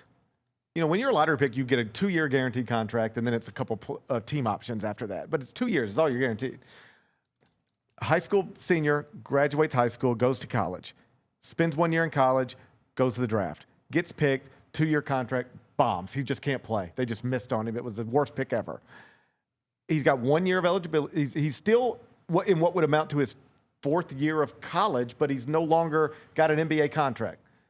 If a college basketball program wants to bring that young man back to school, he's still in his window. Why can't they? Bro. They'll say, well, because he's been in the draft and these other people we left hadn't met. So that's where you draw the line? Yeah. Why is that where you draw the line? That's crazy. And They lose every court case. You think you can get a federal judge to agree with you? So tell me how the federal judge is going to look at this, because the federal judges don't know anything about your little stupid rules. They're just applying laws. Right. So a federal judge is going to look at you at one point and say, so this guy who made $140,000 playing basketball professionally in the United States of America in the G League, he can play college basketball. But this guy who made a little more than that playing professional basketball in the United States of America, but in the NBA, he can't play college basketball. Why? Wow. Good answer. Good luck. Good luck. What would be the most funny is if a guy that still had college eligibility that made $100 million and like an Isaiah Thomas went and played. Well, I guess he played his time out at Washington, but I'm saying if somebody went and played in the NBA. I think when I talk to people, the one where you might have a real legal argument given what's happened would be like Kennedy Chandler. Let's say Kennedy. Oh, that's a good one. Yeah, shout out KC, man. Kennedy Chandler. Go be the best player in college basketball. Plays 1 year at Tennessee. Yeah. Goes to the NBA. Goes into the draft. Yeah. Gets picked. Got $5 million or whatever. Gets a contract. But then, he's just out the league. Yeah. But he's still in his normal college window. People he graduated high school with are still in college. Mm-hmm. And he decides, and then Rick Barnes calls him and says, yo, man, I know that whole pro thing ain't working out because you're little, but you could probably be awesome in the SEC. Come back to the SEC. And he just announces one day, I'm going back to school and I'm playing basketball at Tennessee. And the NCAA says, no, you can't. And he says, okay, let's go to court and let's see what the judge thinks. Why can he do it, but I can't? Because I played in this league instead of that league? What's the difference? I know. Like Casey No, been that's hooping. right. I'm with Tom Izzo. This is all crazy. Yeah. Stop. Hey, shout out to Kennedy Chandler. He been hooping in the G though. He has? Yeah, he played for the Blue Coats. He been hooping. The Blue Coats? Yeah, he won Player of the Week last week. Who are the Blue Coats affiliated Delaware, with? Philadelphia. 76ers. Oh, 76ers. Yeah. All right, I want to good ask for you, them. is there going to be any real vitriol in the arena tomorrow? Because I know Andre Turner called the Memphis Louisville rival like the Celtics and the Lakers. Like, do they still hate us? us? Do they still hate us, bro? I don't know. I think they're still aware of us and people. It's old people, right? It's our age and up, you know, that grew up with this. Yeah. I mean, you just like. I saw the quote, and I lived through it, but I don't remember it this way. But I guess it makes sense. Like Andre Turner was on the radio show earlier this week, and he was like, "I played against Louisville 11 times." Damn. That's unbelievable. That's crazy. Like he played 4 years at Memphis. He played Louisville 11 times. So that's like twice in the regular season every year. That's 8, and then they must have met 3 times in the Metro Conference tournament. So that's real hate. Well, mine comes from. I'm telling you, this will make no sense to anybody your age. Well, but if you were growing up in the early 80s, Memphis Louisville was Celtics Lakers. Well, and I just heard so many different stories about it. When I first moved here, my first job at Sports 56, 2 of the hosts that were on daily were Dana Kirk was on in the morning with Pete Cordelli. And Dana Kirk was the head coach of those teams when it was. That's when I think the rivalry was at its absolute apex. And they would tell all these stories where it would be Kirk's Jerks versus Crumb's Bums, right? And those were like, and they would just tell these stories about, you know, the fights and in the Mid-South Coliseum and like it was just Purvis Ellison and all this like kind of stuff, right? And then in the afternoons, Jack Eaton, who was the longtime voice of the Tigers, I mean, regularly, I vividly remember him saying, when I first started there, he would say stuff like, if Louisville was playing the Russians tonight, I'd root for Russia, right? Like, I was that kind of hate. That's how they felt. It would not be uncommon. It was real like, hate. think about this. It would not be uncommon I to. loved I'd root for Russia. You're driving through, and this is in the middle It's of the such Cold an War. old guy thing to say. Yeah, it's like it's sort of come back around. Yeah, I The know. whole Russian things come back around. Yeah, I know. But this was like Cold Yes. War, Rocky, Yes. Drago. Yes. Yeah. And that was the thing. I liked those. So when my childhood, the bad guys were Russian guys. Yeah. I liked that. Yeah. Because then we went to the other, like, you know, that whole 24 era. It was all like the Middle North Eastern Koreans. guys. And then it was, I don't care about no North Koreans. Give me back the Russians. The bad Russians are always Bad awesome. Russians are awesome. Yeah. So scary. Bad Russians is crazy. So you would, if you were 8 years old in 1985, you might be stopped at a red light in Memphis, and you'd be like, there's a car in front of you, and there would be a bumper sticker, and it might really say, my favorite team is Memphis State, and whoever is playing Louisville. Yeah. Like yeah. the people put that kind of stuff on their car. It was like that. You got to also remember it's a different Real world hate. now because it was the only thing in town. Yeah, we it's didn't- what everybody in the city cared about. Yeah, you didn't hate Steph Curry and Draymond. Yeah. You didn't have We hated that. Louisville. No, the biggest thing by far, this would be the biggest sporting event that went on. You want to The Memphis Louisville basketball would be the biggest sporting event that went on during the year. Honestly. Every once in a while I go speak to a class or whatever, and they'll inevitably somebody's like, so how'd you become a basketball writer? Because you don't look like one. And did you ever play basketball? No, never played basketball. So how'd you become a basketball writer? Here's the honest to God truth. My first job was at the Commercial Appeal, and my goal was to get the best job at the Commercial Appeal. And at the time, that was covering Tiger basketball. Right. I've always said if my first job was at the Austin American Statesman, I think I'd probably be a college football writer because I would have wanted that job. But that's how big Memphis basketball was. And in that time, even though we were still in the early years of the Grizzlies, Memphis basketball was still the bigger thing. Hell yeah. Like it when was we the had bigger Root in thing. here a few months ago, whenever that was, Root was like, there were times we'd be at the same clubs or bars or whatever as the Grizzlies players. Early 2000s. Yeah. And he's like, we got served first. Oh, yeah. The Tigers. Oh, snap. That's where it was. You know. Well, and certainly you go back to the 80s. And you go back to the it's 80s. like, I mean, Oh, these it was like guys. rock stars around. How Oh, about my this? God. Tomorrow Rock at the, stars. tomorrow at the Yum Center, they're going to be, it'll be a capacity crowd, and there'll be a lot of people my age and older in there, and they will not know Doug McDaniel, Zach Davis. And they won't know any of them dudes' names, but they'll be up there talking about, you remember Baskerville Holmes? Yeah. You remember Elliot Perry. Yep. You remember Andre Turner? Well, and also, you remember even Vincent Askew? and even with our age, Yeah. there's still real heat because we got Calipari Patino, same conference, Darius Washington game, Francisco Yes. Garcia. Like, we got heat too. Yes. When that was going It's on, crazy right? because like the 80s had that Memphis Louisville, the 90s had Memphis Louisville, the 2000s we had Memphis versus Tennessee. Memphis Cincinnati was Memphis one Cincinnati, yeah. But but now those we would really be the don't- two teams that I would Cincinnati regularly and want to Louisville. get on the schedule. Hugs- Yes. Hugs Because we've and the- lost the rivalry Hugs stuff. and the Bearcats and Denny Crum and the Cardinals were a big thing Yes. in my childhood. There's That's There's not crazy. one team on the schedule that I like. I mean, it either has to be a local team like an Ole Miss or Mississippi State, which was cool, to play against, or honestly, it's Cincinnati and Louisville. That's it. Yeah, I mean, there is you nobody. UAB, that he's got no This juice. is the biggest, among the biggest ways to explain how much Tiger basketball has changed. As an 8-year-old growing up in DeSoto County, I hated Denny Crum. Oh yeah. I mean, like hated Denny Crum. My kids. Bob Huggins. People hate. Like, Bob can you imagine Huggins. my kids out there hating Ron Hunter? Yeah. You know, Ron They don't if, care, if bro. I picked up Lou from school today and he was like, "That son of a bitch, Ron Hunter," like, no, like, You're like, where'd you hear that on TikTok? I'm trying to go through these. Rice has got Rob Lanier. yeah, like what do we do? Like, Florida Atlantic has John Jacobs.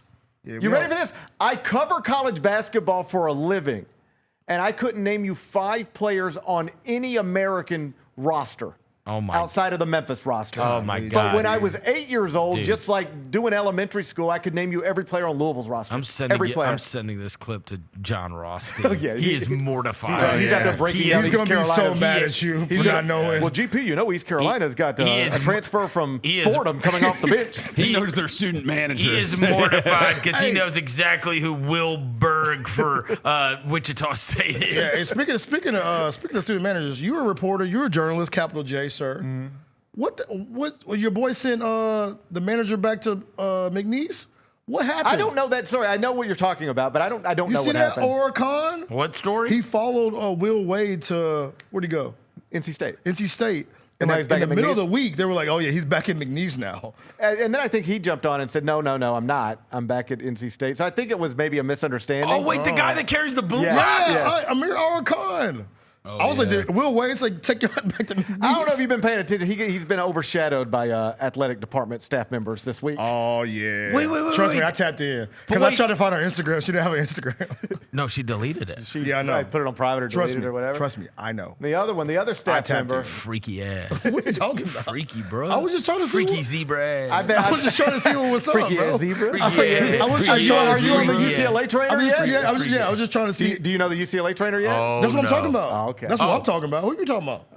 He thought you were talking about the girl at Michigan. Yeah, we were talking No, I about was talking you're about the UCLA oh, trainer. Do you know the UCLA trainer? But what happened Bro. to UCLA? I saw they I said the tried to guy was tap in. faking an injury. Yeah.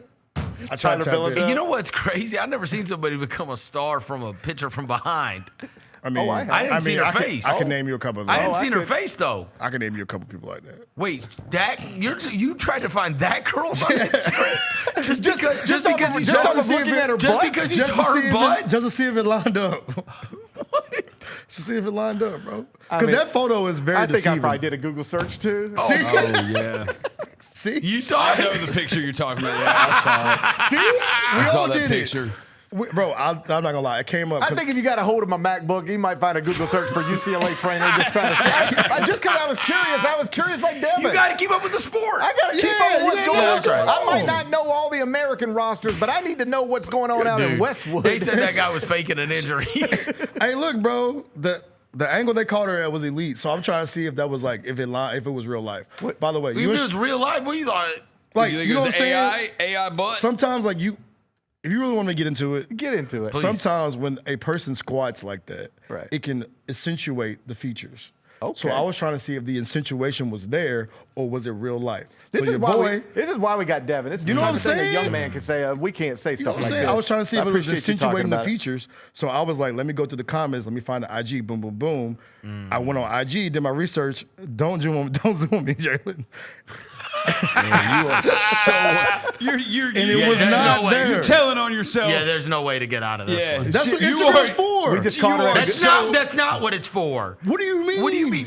Just It's not called pervert, Graham. Yeah, Dev, just stand up and say, my name is Devin Walker and I'm horny. No, bro. stand I'm up not and say Sherrone it. Moore, bro. Just say it. I'm not. Let's look bro. at your Instagram search. Let's see said- what pops Actually, up. no, let's look at yours. He said No, that. I've been cleaning mine up. He said, hey, I've been cleaning mine This up. man said that's what Instagram's for. It's for research. I've been cleaning mine up. Research. It's not a term paper. I mean, look, bro, you gotta tap in. Mine's pretty good. GP, what's your feed talking about? Cause you a gooner too. Mine's pretty good. What is the top thing on your For You? Don't lie. Kendrick Lamar. No. It's for sure not. I mean, look, it's Kendrick Lamar. Now do this. Refresh. You don't need to scroll to it. No, I'll refresh. I'll refresh. Now booty chicks don't come real up. dangerous. This is real. Kendrick Lamar. It's still Kendrick Lamar. Oh, okay. Oh no, in the middle I see You it. out there looking at white girls and I'm looking at Dot. You out there looking at white girls and I'm looking at Dot. You after the snow bunnies and I'm out here looking at Dot. Oh, you get him a Sherrone Moore jersey. Get you a Sherrone Moore jersey. This man said free Sherrone. Hey, man. This man looking for a blonde-headed zebra. Hey, shout out Sherrone. By the way, there's more details on the Sherrone Moore stuff. Oh no. I sent it to the I sent it to What the CBS now? chat. What now? Put it on the screen. Oh no. Sherrone, What'd he do now? come on, Sherrone. What? He grabbed several butter knives and a pair of kitchen scissors. Butter knives? Guys, I've seen enough Okay, OJ what- documentaries yeah. to know that's not how you get Grabbed that the done. several butter knives and a pair of kitchen scissors and began to threaten his own life. He told her, "I'm going to kill myself With a I'm butter gonna, knife? I'm going. I'm sorry. I'm going to make you watch." I'd have been like, not with that butter knife, you're not, Yeah, bitch. Try harder, Shut bro. up with your butter knife. Get out of here. My blood is Grab on your butter. hands. You ruined my life. Oh Lord. Yeah, bro. Yeah, that's tough. terrifying. Yeah, bro. Seriously. You tweaked out. Grabbed bro. several butter knives Yeah. and a pair But of you, and threatened his own life. I'm gonna kill myself. I'm gonna make you watch. Dude, killing yourself with Jesus a butter Christ. knife is. No, that is horrible. I mean, Bennett said it. That's an all-time crash out. no, Oh bro. my God. The freaky with the butter knives is crazy. Cause like, would you, I'm gonna kill myself and make you watch. Like they need to get him like No, serious. like all serious jokes help. aside, like serious period, help. new paragraph, jokes aside, he needs to be hospitalized He does. because like. That is. I mean, that is unbelievable. Because and he's- the well, amount of he's- trauma. Well, he's telling you he's unstable. That's what Yeah. that is. Yeah. But like, even if he wasn't verbalizing that, you would be worried about somebody like if Oh, yeah. if in one day you lost your job, were publicly humiliated, and your family's in disarray, I would come put my arm around you and try to Absolutely. hold you and help you. Yeah. I would be worried about you, whether you were telling me I needed Right. to be or not. Yeah. This can be. I mean, I don't want to get in anybody's head. Well, but this is an illicit relationship of which he's blaming her for ruining his life yeah. because, I mean, I'm sure he thought she'd never say. right.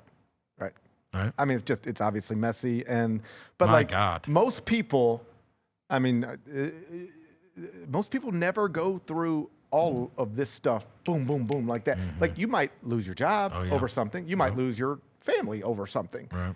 You might be publicly embarrassed, but to have it all happen in like 3 hours Yeah. on the same day, like that's a wild thing to try to endure. It's not. Drove over to her house, broke into the house, and then said, I'm going to kill myself in front of you and make you watch With because butter you've knives. ruined my lives. Yeah, like God it's sad bless. and scary as that is. That's a.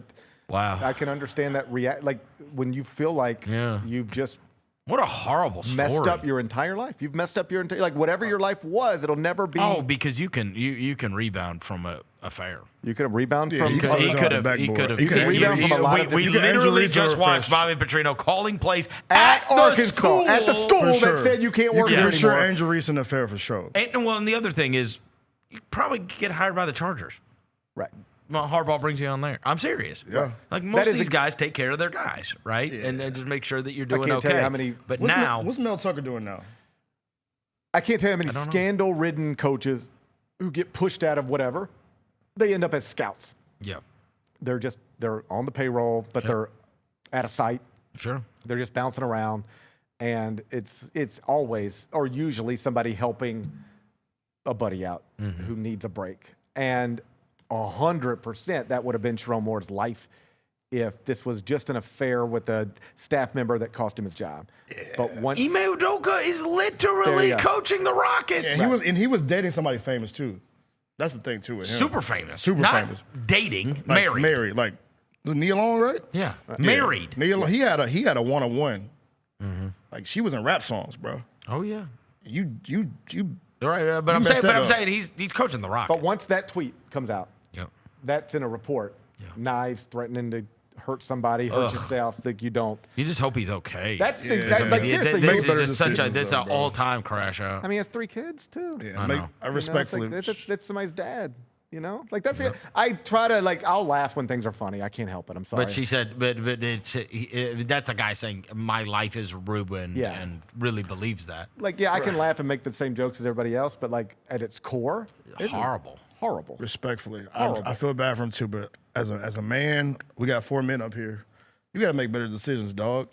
Like the consequences you're dealing with is because of what you did. Sure, respectfully, absolutely. But that's an age-old story. It 100% is. I mean, like the point I made yesterday. Somebody's like, "Can you believe he'd risk all?" Like people been risking all this. People been risking. That's why Vegas is what it is. Because people risk their money. I mean, every but day. man, I'm not even trying to make up cheap jokes or whatever. But Bill Clinton risked the presidency by definition over stuff like this. If you'll risk that, you'll risk This is not this is a unique story from the moment he gets fired and everything that happens next. Yeah. But man makes poor decisions and messes up his life. There's a billion of those. Well, and a lot, and most of the time you never even know. Right. Don't even know. Yeah, it's crazy. All right, before we get out, I know we got to bring this. Hey, does John Cena win his last match? Yes or no? I think so. It's Saturday night. I feel like I know they don't. Gunther, yeah. I feel like they don't usually let the all-time greats go out with a win, and that's sort of the wrestling tradition. That's the wrestling tradition. Yeah. I think you put a young guy over to. That's right. But what do you gain from putting Gunther over? That's ridiculous. Yeah. Unless it's not his last match. He's insistent that it is. He keeps saying. Why would his last match be Saturday night main event? Also, why would his last match be against Gunther? It makes no sense. It's so stupid. It's the story of Gunther. No, because Gunther's retired. Goldberg. Gunther has no juice. I don't care what wrestling fans can be mad at me. Gunther has no juice. Nobody cares. I mean, I've been saying that's that their for a big long time. problem. They don't have stars right now. No, they don't. Once the Roman thing kept tapped out, they did the Cody thing for a minute, and then the Cody Rock thing was cool. And they just start yeeting. Right now, I have to make myself watch it. Yeah. I don't want They to don't have. anymore. That happens. UFC's going through this too. The UFC They gotta have does their not next have big thing. Anybody Whatever the next big thing Their next big thing is got to get here quick. Yeah, and they've got him. They just don't use him. Otis. My boy Otis, you gotta put Otis over. You know who it would have been? And I fought this for 10 years. What is wrong with you in this Otis thing, bro? I love Otis. I want Otis on the men's side, and I want Dewdrop on the girls' side, even though they changed her name horribly. They both are round as a mud. Why do you want the round people to be stars? Honestly, the best star they've got in the whole thing. Yeah, I got all kinds of wrestling hot takes. The best star they've got by a wide margin is Ripley. It's not even close. She's not even close. Rhea Ripley is the biggest star right now. It's not even close. The way it pops when she comes out of it. Yes, she's the one. Right. But they, on the guy's side, they got nothing. They got no juice. And they act like they're gonna push LA Knight all the time. I don't care about he him. stinks. You got it. LA Knight stinks. You had your run, dog. You a Stone Cold Rock knockoff. But that's the thing. Like on Monday night, I have to I have to go. Yeah. I'm just gonna watch. They're in a downturn right now. I'm a wrestling fan. GP. This on the background for me. Yeah, that's where I'm at. Yeah. That's where I'm at. They went on a downturn. Right. They just don't. They got to find whoever the next big awesome star is. He's got to but there's an opportunity. Yep. There's an opportunity to break through for somebody. They just keep trying to put these guys over that are just they are like the Braun Breaker is that, but I don't care about him could either. Be the next one, but I don't care about him. But they can make you care about Braun him. Breaker was cool at Royal Rumble. They when he came in and just started doing. When he did it to Speed, Speed, he just killed the guy. I was like, okay, this guy. Because when they first started pushing Roman, it was not like no, you're right. People he could not talk. He was just. But then he became the thing. Yeah. He's still. They let him develop. They like Vince McMahon decided you are going to be the one, and we're going to put everything behind you. When you do this, you know what's up. Still, yeah. The one I thought, and obviously, I always thought that the guy with the most charisma in the whole thing was Bray, and they never Yeah. They never really did it. Right. He had the finishing move. He had everything. And obviously he died. But, I mean, like, they don't really have anybody that I, like, watch and I'm like, oh, I can't wait. Right. Nobody. Yeah. I like Jade Cargill, but she can't wrestle, they tell me. Look, bro, she struggles a little bit. You know, my girl been getting right. She's the champ right now. So champ. she going to get right. But wait, though, Bianca going to be back soon. Stay tuned. All right. All right. Gary, have a good weekend. All right, we'll do be my back best. after this. Chris Vernon Show. The heaviest metal credit card of all time. Rumored to be one of only 18 in existence. Plated with the very same tungsten that forged the International Space Station. And wielded at business dinners like a samurai sword. It's a classic corporate power move. But the real power move? Having end-to-end visibility on your most critical shipments. FedEx, the new power move. Kroger shoppers and Grizz fans. Want exclusive last-minute discounted ticket deals texted straight to you? Sign up with the new Kroger Buzzer Beater deal. Fans can sign up by texting Grizz to 636-479 or visit your local Kroger store in the Delta Division and scan the QR code. By signing up, you agree to receive recurring automated promotional and personalized marketing text messages from the Memphis Grizzlies. Consent is not a condition of any purchase. Message frequency varies. Message and data rates may apply. Thanks for showing up, Memphis. Nothing compares to catching your Grizzlies IRL. And that all starts with buying tickets at Ticketmaster, the official ticket marketplace of the Memphis Grizzlies and the NBA. Ticketmaster gets you to the game so you can catch every highlight. Put that jersey collection to use for the next game and get Grizzlies tickets at Ticketmaster. Whether they're here at FedEx Forum or on the road, Ticketmaster's got your back when it comes to scoring tickets. And there's no better brag than saying you saw it live. Jeff Dunham, Artificial Intelligence, his all-new tour. You're the other white meat. How can you be so smart on one hand and so stupid on the other? Well, you're half of it. I realize I could have avoided all this years ago with one simple word. I do not. Silence! Don't miss a Memphis. Friday, April 10th, FedEx Forum. Tickets on sale Monday, September 29th at jeffdunham.com. Thanks for showing up, Memphis. Nothing beats catching your Grizzlies IRL, and nobody knows that better than you. So next time you want to hit up a game, Ticketmaster's got your back with tickets to every upcoming matchup. Whether you're catching the Grizzlies at home or on the road, you'll find tickets at Ticketmaster, the official ticket marketplace of the Memphis Grizzlies and the NBA. Keep putting that jersey collection to use and get Grizzlies tickets today. There's no better brag than saying you saw it live. See you courtside again soon, Memphis.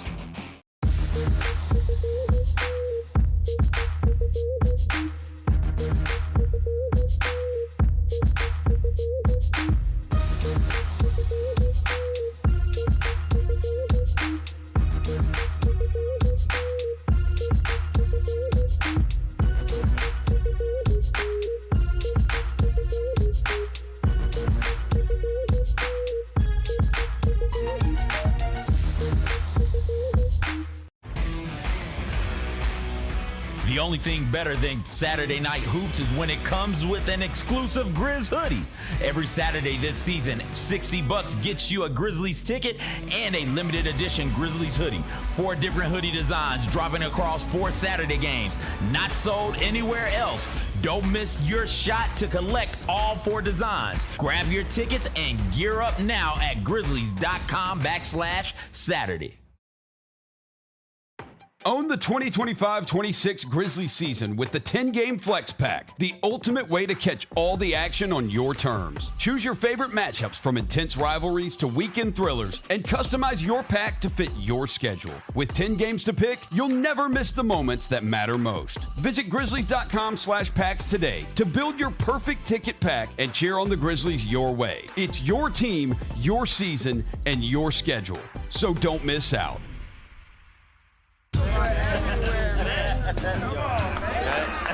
Now that's the new edition way. I feel like there's another level we can take it to. What you think, Mike? 2 steps ahead of you, Slick. What's good, bro? What you doing, man? I'm in. Woman, you don't even know what I'm getting ready to ask you. Here's the vision. All 3 of us on the same stage every night. Gonna be crazy. No barriers, no separation. It'll be like 9 kings and a queen. The next level starts now. We are doing fantastic. Oh, hi, I'm the Grinch for those who live under rocks. We welcome you to Memphis. Well, thank you for having When me. did you get to Memphis? Just the other day. I was do you here, travel? I felt, my sleigh, obviously, course, taking it all the way down. of course. And then yesterday, I ran around everywhere yesterday. I went to the Peabody Hotel. I got to make sure all the ducks got into the pond. Tune in to the Jessica Benson Show with CJ Hurt, live every weekday at 8 a.m. on YouTube at Grind City Media and the official Grind City Media app. Welcome back to the Chris Vernon Show on YouTube at Grind City Media and the official Grind City Media app. Now, back to your host, Chris Vernon.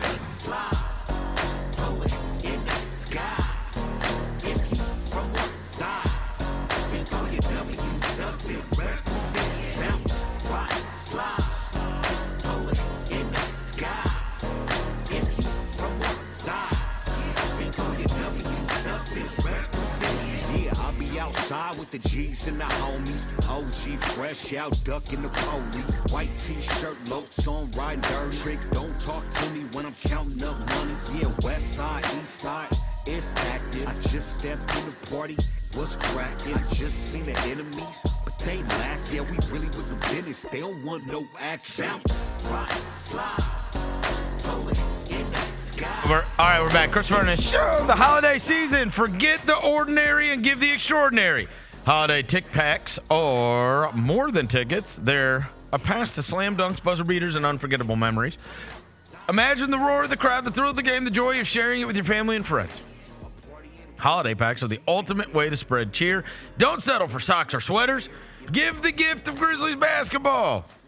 Grizzlies.com/packs. Brian Edwards from VegasInsider.com joins us weekly to give us picks for the upcoming weekend. Brian, are we thrilled about John Summerall now? Has he won you over the same way Charles Huff has won us over in Memphis and Ryan Silverfield has won over Arkansas fans? Has John Summerall won over Gator Nation? He certainly won the press conference. There's no doubt about it. Now, that doesn't translate into wins, but I am liking him. And I'm happy. I'm thrilled with Kyle Pitts last night. I've been saying since he was a rookie, he needs 12 to 15 targets a game. For the first time ever, he got 12 targets last night, 11 catches, 166 yards, 3 tutties. And Memphis is a 14.5-point underdog at Louisville tomorrow. Yeah, they are tomorrow. They're up against it when they're playing against Louisville. That Louisville team is fantastic. And I don't know, man. That line is a little high, That's though. a lot. Feels That's a lot of points, though. I kind of lean Memphis. Feels a little high. All right. Hey, do you have any opinion on Huff? Obviously, he was at Marshall, and then he was at Southern Miss. What'd you think?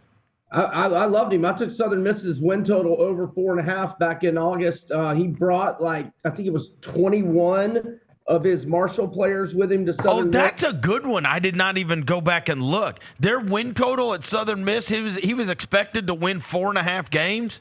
Yeah, and they won 7. Okay. I like guys that outdo their win totals. Yeah. I'm trying to get to their page, and I'll give you the exact number of. Did you guys know that? Did you guys know yeah, that's pretty good. I brought him up during the middle of the season when he was making that run. Their win total was 4.5. Yeah. And so now they won 7 last year, and I'm sure he surpassed it at Marshall when he won the 10 games for sure. Yeah. So Southern Miss was 1-11 in 2024. He brought in 21 transfers from Marshall, 15 Power 4 transfers, 6 SEC transfers, and their class was ranked 59th transfer specific, which is really high for a Sun Belt team. 6-win turnaround. Yeah. Mississippi State, a pretty decent game in the opener for a little while. Yep. All right. What we got for this weekend? Okay. And if you already looked at bowls are impossible now, right? That are outside of the playoffs because you don't know who's in the portal. You don't know who's going to bail out on the game. We even talked about this with the stupid Gasparilla Bowl that Memphis is going to play in. Who knows who's going to be playing in that? Yeah, I used to always say location and motivation were key with bowl games. Now it's just who in the hell is going to be in uniform. Yeah, but right. I do have one, though. I do have one that I want to say right now because I think the line's only going to grow. Now, the potential hiccup is if Clark Lee gets involved with the Michigan job. Hopefully that's not going to happen. I bet Vandy -4 on Monday morning. Other than Eli Stowers, they're tied in. Now they're already up to 5.5, but I like them 7 or fewer. Other than they're tied in Eli Stowers, they're not going to have any opt-outs. And Eli Stowers is not a definite opt-out. The Mel Kipers of the world have him ranked, either the first, second, or third best tight end. But I've looked at mock drafts, and he's not going in the first round. So I think he should play and have a big game and elevate his stocks. But if Vandy loses one person, it'll be him, but that will be it. So that's one team we know is not going to have. Well, and as long as Diego's playing, right? And they seemed very motivated to keep playing football, right? Absolutely. And I think they will smash anybody. And Iowa's got a good team. I mean, they played Oregon really tough just, 3-4 weeks back. But I love Vandy in this game. Okay. All right, Vandy. You really like that one for the bowl games. Anything you got? What do you got this weekend? All right. So we're back to college real quick. I like a future play on Texas Tech at anywhere from like +850 to 10-1. I do like that as far as college. All right. For this weekend. Wait. To win the title? Yeah. You just like their road? Or you like them? You think they could actually have the quarter? Go ahead. You think they could actually win the title, or do you think they will win the title by virtue of the road that they have? Well, the quarterfinal lines, hypothetical lines, are out, and they're a 1.5-point favorite to Oregon. So, and that game is going to be at the Orange Bowl, I believe, in South Florida. Maybe double check that for me, Roser. So the expectation would be you think they could beat Oregon in the second round. Yes. And that gets them to the semis. If they win that one, then, I'm looking at a nice hedge for the title game. Who is the expected opponent in the semis for them? So wait, they're the 4th seed, so they would play the 1 seed. They play Indiana, the winner of Indiana against Alabama or Oklahoma. Gotcha. Okay. Boy, that sucked about the Indiana defensive lineman. That's a horrible story.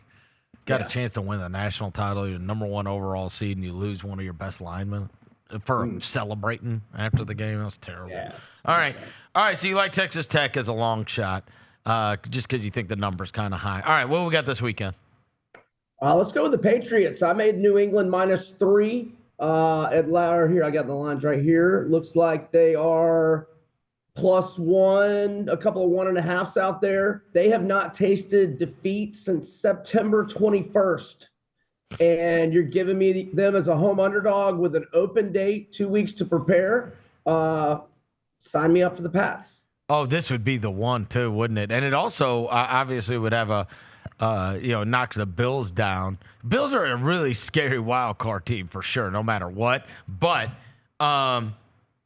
this feels like one of those, like, where we're going to decide whether how for real we should take the Patriots. Like, if they go and knock off Josh Allen, then we got to look at them, right? I think everybody's kind of wait and see on the Patriots and whether or not we think that they are susceptible to losing quickly, even though they're probably going to be the number 1 overall seed. And whether we think somebody that's in these wild cards is going to be able to go to Foxborough and just knock them off. But if they take down the Bills, this late in the season, I think everybody's going to perk up in a different way about it. New England. It says something, because if you look at their schedule, it's not been light. light. It's light. It's been pretty light. But they beat the Bills the first time. The Bills turned it over 3 times in that game. And the Bills have had some turnover. Cooks fumbled. I think he's lost fumbles in 2 straight games. So. This is a great. I tell you this one is great. I mean, this weekend is loaded. It is with great games, great games up and down the board. Like this one matters. Chiefs Chargers matters. Ravens Bengals matters. I mean, obviously, look, we get this late in the season. A lot of them are going to matter, but I'm saying we got some really good matchups as well. Yeah, we do. All right, so you like the Patriots against the Bills. What else do you like? I like the Chargers as well. 5.5 at last look. Yep, looks like 5.5 at most places. I know it's always a red flag on a short week off Monday Night Football going on the road, but I think the odds makers have overcompensated for it. And look, I don't care that the Chiefs are in desperation mode. They've been in desperation mode for more than a month, and they've gone 1-4 straight up and 0-5 against the spread. And the only outright win was very fortunate to rally and force overtime against the Colts and then win by 3. Mahomes threw 3 picks last week. I got to go Chargers catching 5.5. This is an interesting one, right? Because every week I'm going to cop to this because I was going to watch that game against the Texans on Sunday night or Monday night, whatever it was. And I was like, ain't no way the Chiefs are going to really not make the playoffs. And so you're going to get all that energy again. And I lost my ass on that game and because I did lose. And you're going to get all that energy again because it's still like, are they really not going to make the playoffs? Are they really going to lose at home? Or are they really not going to? And that Chargers team was not impressive. I got it, but I could for sure see the stupid, even the Chiefs, you could for sure see them winning 24-20 in this game anyway and just not covering. Oh, for sure. Right. For sure. Herbert will be running for his life again like he was Monday night. Yeah. So, but no, absolutely. Yeah. Well, they're 2 games back of the wild card with 4 to play. No, they need a lot. They need a lot to happen. Yeah, I mean, and the Texans are one of the teams they're behind, and they lose the tiebreaker with them. Now they get at they would have to. I think they would have to overtake this team. So this one would go a long way towards making it possible. Right. Yeah, they would have to have a 1-game lead on Texas. No. I'm saying the Chargers. Oh, just for the division. I'm saying Denver's got the division wrapped up. I got it, but I'm saying for the wild card because right now I'd have to go through. Let me. I got you. You're saying they would win the tiebreaker with the Chargers based on what? I know they split. It would be a split because Chargers beat them week 1. Yeah, because the Chargers are a wild card right now, and so what I'm saying is, you need to win this game because nobody's, as you said, they're not winning the division. And so you need to overtake. You need to be able to, and you lost to the Texans, like you mentioned. So this is actually the one. This one is a double whammy. They're dead, man. They're not. I got it, but I mean, you look at the rest of the Chargers' schedule. Yeah, it's not. It's foreseeable that they could lose. Yeah, you got them losing at Dallas, I'm sure, and then the Texans could lose at Bronco. Yeah, no, their schedules they could lose 4 in a row. You're right. It's not ridiculous. You're right. They could lose all 4 of these games. That the Chargers could, and that's how the Chiefs could do it. But obviously, it comes down to the Chiefs being able to beat them this weekend. But 5.5 seems high. Yeah, I'm not saying the Chargers are winning. I'm saying they're going to lose by 5 or fewer. All right, so you like the Patriots, you like the Chargers. What else you like? I know it's a total scrub game, but they all pay the same. I love the Giants, man. Commanders were good to me last year. But last year's a long time ago. They've lost 8 in a row, going 1-7 against the spread. Giants have extra rest. Jaden Daniels is out. Jackson Dart's in. Give me the Giants -2.5 at home to Washington. All right, -2. I need that Commanders team to not be a total piece of crap because I need them to beat Philly once. Anybody can beat Philly right now. I'm saying they got 2 games left with Philly, and the only chance my Cowboys have of getting in is winning the division, and so they need to win out and then have Philadelphia lose one of the Commanders games and to the Bills. Okay. The Eagles look terrible right now. I got it. They do look terrible, but I got it. But their remaining games are 2 Commanders, Raiders, and Bills. So even as bad as you've been. Are y'all tempted to take the Raiders this week? I am, but I haven't done it. I'm not telling y'all to. No. If you're going to just take money line if you're going to take the Raiders. It's like +575. Who are they starting? Pickett. Oh, God. Oh, Lord. Small hands. Revenge game. He knows the playbook. Yeah. He's not worse than Geno.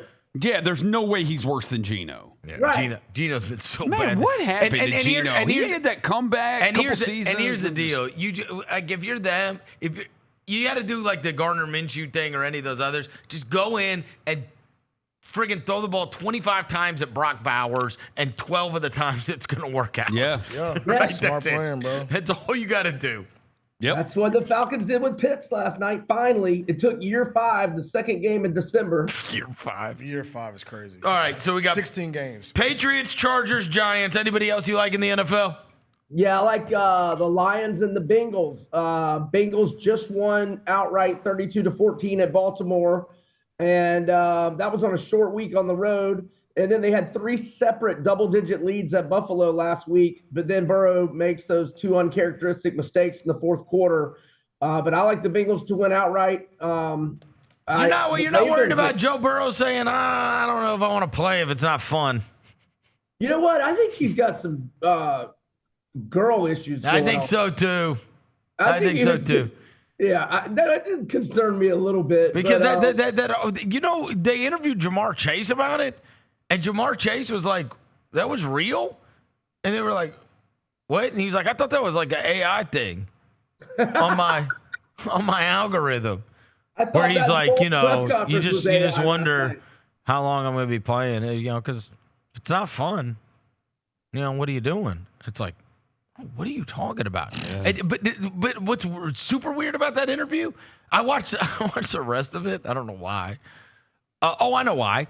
Because I follow these like sports card accounts, and there's like a 2-minute deal about him talking about for his birthday, this guy on the team bought him a big box of Pokemon cards, and he hasn't opened it yet, but he can't wait to open it. And then the media there start asking him about his favorite Pokemon, and he just starts talking about Pokemon for like 2 minutes. I was like, what is going on? He loves Pokemon Joe Burrow, cards. yeah. And he started talking about other characters like Mewtwo and all this crap. And I was like, Mewtwo, bro. I was like, this is crazy. All right. I don't know. Big Charizard guy. Hell yeah. I don't know. He's talking about the Pokemons and his favorite ones. And then, like at one point, the media guy was like, are you trying to I can't remember the name of the character, but he's like, are you trying to artificially inflate the whoever it was market by saying he's your favorite? And he's like, no, I'm not really into it like that. And it was just everything was weird. It like the press conference, it's half of him talking about like, oh my God, is this the new Andrew Luck and he's going to retire, and he's telling us that he doesn't like this anymore. Right. And then the other part of the press conference is about friggin' Pokemon. I was like, okay, what is happening? He needs just a night on the town. He does. He needs a night on the town with the ladies. It's probably all downhill since he got he wasn't like engaged, and then his house got robbed. But then Olivia, that chick that was so hot, was like at the house. Yeah, right. Olivia. He was what's her name? Yeah. What was her? And he was very upset about that. He felt like his privacy was invaded. Privacy was invaded. Yeah. Yeah, and then some super hot chick was like, his house got invaded, but that's a tough spot, right? You're not supposed to be with her, but you also do need her to report that your house got robbed. Yeah. Conundrum. You can't say that the hot chick was there. It's a conundrum. Yeah, it is. What is her name? Olivia what? I don't know. It starts with a P. I got you, bro. Hold on, give me a second. Starts with a P. Olivia Ponton. That's it. That's it. Yeah, There Olivia. you go. With Joe Burrow. And then she was employed by Burrow, apparently. Employed? Oh, no, Sherrone Moore. Sherrone Oh, no. Oh, no. Moore, bro. Oh, no. All right, so we got Patriots, Chargers, Giants, Lions, Bengals. That's who you like this weekend. Yes, sir. Hey, let me ask you something before you go. Mohawk's going to get Giannis? No. No? Would you give up Jaylon Johnson to get him? Oh, hell no. We'd give up Trey, though. No. You give up Jaylon Johnson. Hell no. You would not give up Jaylon Johnson to get Giannis. Who do you think is better, Jaylon Johnson or Giannis? Because I will tell you, Jaylon Johnson will never be at any point in his career as good as Giannis. I try to tell y'all about like that right boy. now. Yeah. How many more years has Giannis got at a high level? 7, I don't 8? know. I don't know, but I mean, he's a top 5 player, and if you got a top 5 player, you got a chance at a title. Jaylon Johnson's a top 10 player right now. And Hell, no, what? he's not. Pull up his stats. Top 10 in the Eastern Conference. With In the Eastern Conference. With everybody injured, No smut on Hey, look. In the Eastern Conference. Hey, I'm with you, bro. I ain't finna let them put smut on Jaylon Johnson's name. In the Eastern Conference. Come on, Dev. All right, I got his stats right here. I wouldn't trade Jaylon Johnson to get Giannis. Okay, who's got better stats than the NBA than this? 23.4 points per game, 10.5 rebounds, 7.9 assists, 1.6 steals, shooting 53.4% from the field, 40.4% from 3, 80.5 from the free throw. Giannis has better numbers than that. Yeah. Hey, Yeah, Giannis does. Actually. Giannis, he's 29, 10, 6, and 64% from the field. And how many assists does Giannis have? 6.1. Oh, that's good. Yeah, but Brian, he's literally one of the three best players in the world. Brian, I am a Jaylon Johnson stan. I've been telling these dudes about Jaylon Johnson since I saw him at Summer League. But you would trade him for Giannis. Oh, hell yeah. I'm a Well, he's Jaylon not that Johnson. good. I love Jaylon Johnson. Trade up, trade? Or are we? No, I mean, it's a package. It's a package. It's a package. Oh, no, hell no. We're not giving up Jaylon and 3 first-round picks. We'll give up Trey and like 4 or 5 first-round picks. Oh, God. Nobody wants Trey. Come on. 5 first-round picks to get help rebuild a franchise. To get off of his contract. For real. All right. Anything else you got for this weekend? That's it. Oh, I mean, basketball, all the lines aren't out yet. Gotcha. But we got a great card tomorrow. All right. We'll catch up with you on the bowl games next week. All right. Thanks, fellas. All right, see you, Brian. Brian Edwards, VegasInsider.com. Grizzlies are going to be in action tonight at home against the Utah Jazz. With that, you know our buddies over at Wiseacre, right down the street from here, have won awards for SKYDOG, their Pilsner beer. It's 99 calories. It's absolutely unbelievable. They took it out to the beer festival in Denver, and they won the gold medal. And then they made SKYDOG Amber, and they took that, and it also won. Best beers in the world. Not my opinion. Not my opinion. Not my opinion. Are made right down the street from us. There's a few of the best beers in the world. SKYDOG. When you're at the game, or if you are at EME, see it at Kroger, see it at Fresh Wine, you can get it around town. Try that SKYDOG. It wins the awards because it's so good. And it's 99 calories for the Pilsner. And then now they have SKYDOG Amber, which is also an award-winning beer. We always have the SKYDOG of the game. Who are we going to be talking about based upon their performance in this evening's tilt between the Utah Jazz and the Memphis Grizzlies? Who's going first? I'll let you go You first. won, Dev. Yeah, you won. last You got week? the last Oh. one. You got the set. It was me and you. I had Cam, and you wait, had said. is that why I have 2 and y'all have 1? Yeah. Oh, wow. Wait, what? Oh, we're keeping tallies. Oh, I'm gonna go. I didn't know we were keeping that. We Now didn't do port. I'm going to take this more seriously if we're doing tallies. What do you mean? You didn't know that? No. Come on now. I didn't know we were tallying this up. It's a scoreboard with everything we Okay, do go around ahead. here. Go Come on ahead. now. I'm going to go. It's 12-12. Big trash. He's coming back. He knows the pressure is on him. I'm going to go John Morant 28 and 11 tonight. Is that worth it? It has to be 30. Okay, 30 and 11, bro. We made the you know the rules. Stop trying to circumvent the rules. 30 and 11. Yeah, old circumventing rules guy. What he was? What? What? Oh no! What are we doing? Bro, his Grind City Media hat. Oh, shoot! Why did he put on his company hat? Where did you get that? It's just right there. Where Company did that man come Rose from? It was on my It's desk. like the Rob Lowe hat, bro. Like yesterday, it was just on there. There's nothing on my desk ever. But there was something. This was on my desk. Is I don't- new, bro? That's I old don't- as hell. I don't We gotta get know. new show merch, bro. It's new.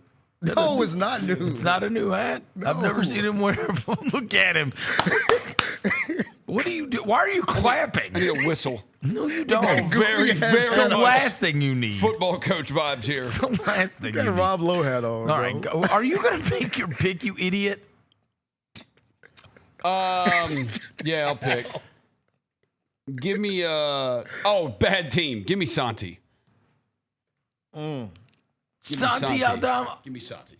See, he had to find a way to make it mean. Yeah, it's a bad He's like, team. oh, we're It's a playing a bad bad team. team. No, take It's a rat team. He's gonna Well, play I well. picked Cam Spencer last time. I don't want to do Cam back-to-back games. Why not? But like, I pick Cam Spencer for SKYDOG every game. Apparently the chat wants these hats, Roser. We can give y'all. We got Want trust these me. We got a hats? closet full of them. Yeah, Johns. we need to work on this crap. Bro, Like, $20. can we work on that? Like, let's No, not for real. do that. Hey, we're $20 a pop. We got y'all. Oh, the strap with the SKYDOG of the game is none other than Jock Landau. That's a good one. I like it. Well, I mean, he's got to fill in for Edey. Yeah.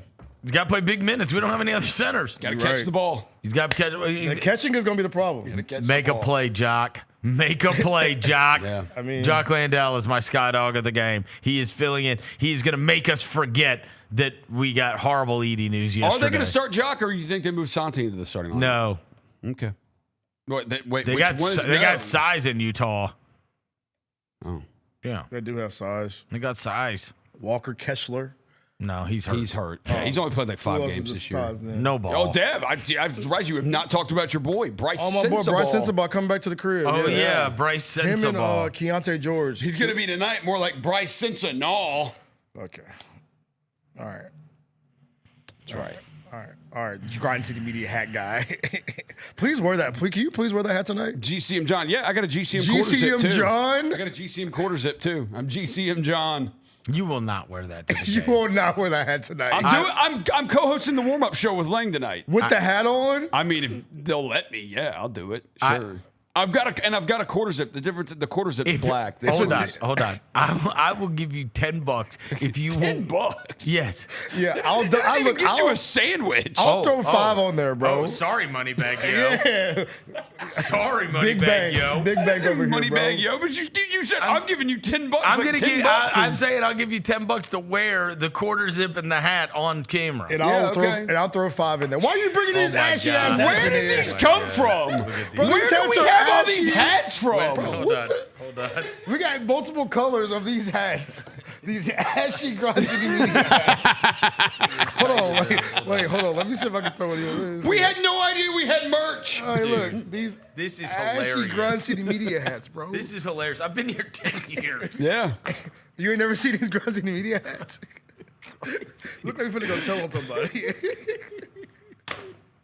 Corporate Chris Vernon show. We got different colors. We got different colors and everything. Hey, I want to show you a video before we go. No! You talked about Pat Kelsey. It's a Pat Kelsey video. All right. Play the video, Jaylon. I know it's going to be absolutely frigid out tomorrow. It's going to be single digits, but it's Saturday afternoon at 3:30 in Louisville, and it's Memphis Tigers and the Louisville Cardinals. Like Yum Center, if you're thinking in any way, shape, or form, like it's cold out, like I'm just gonna watch it by my fire, and I'm gonna have no. Now we need you. Get out of your comfort zone because we're getting out of ours because we're playing a really good team. Hey, schedule Memphis. Hey, schedule Cincinnati. Schedule the Lakers. Schedule the Celtics. Done. Where you at? Where you at? Get out of the cold. Go. A lot of you got automatic starters now. Just start the car. Get it hopping, and then go get down to the Yum. Get there early. Get in the restaurants. Get in the bars. Because you know what? That helps Louisville, too. That helps our economy. Go get some lunch. Go get a couple beers. Be feeling pretty good when you walk in there. And then be a factor in the game tomorrow. We need you. We need you. We need What'd I tell you how much you love this guy? I want to look up in the upper deck and go, gosh, dang, I don't see many empty seats. If you don't have your tickets yet, get them. It's a really good Memphis team tomorrow.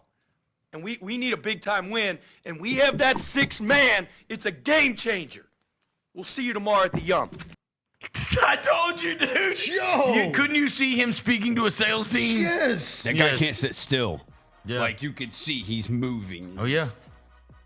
I met him here at a playoff game last year. I was so impressed. C4 going through the veins. Yeah. Real. I'll meet you at the Yum. I'm with it. You're finna take the L tomorrow, though. GTG. All right. I like your hat, Dev. It's good doing for today's show. Hey, a fan. I'm gonna give one to a fan tonight, bro. I'm gonna walk around with these hats in my hand. He a fan. I'm gonna give you a GCM hat if I see you tonight at the game. Oh my God. Well, that hat's 7 years old. You need to get it tested for something. You want another one? I got 2. Hey, look. Hey, y'all see me tonight at the game? I got GCM hats on deck. I got this one. I got the ashy gray. Oh my. I got the charcoal gray.